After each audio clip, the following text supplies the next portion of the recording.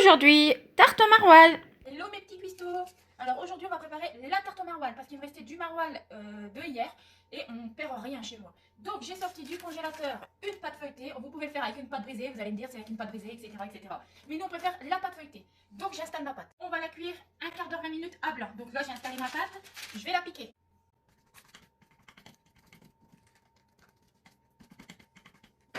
Je mets un papier sulfure au-dessus. Petite astuce, pour ceux qui n'ont pas les billes, moi je mets du gros sel au-dessus du papier sulfure, ça va très bien à retirer. Et voilà, je la mets au four 20 minutes à 200 degrés. Je vais enlever la croûte du maroilles qui me reste.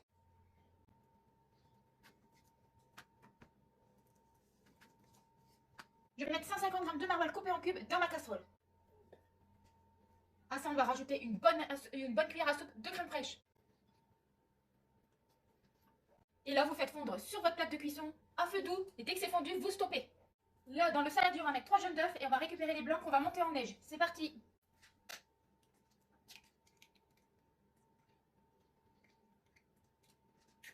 Allez, je mets les blancs à monter au batteur. Allez, voilà, les blancs en neige ont été montés.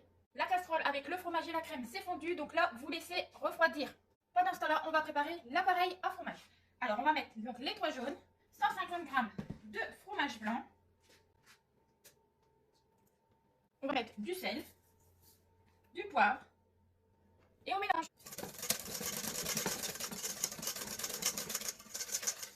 Là, on va verser toute la casserole avec le fromage et la crème dans l'appareil.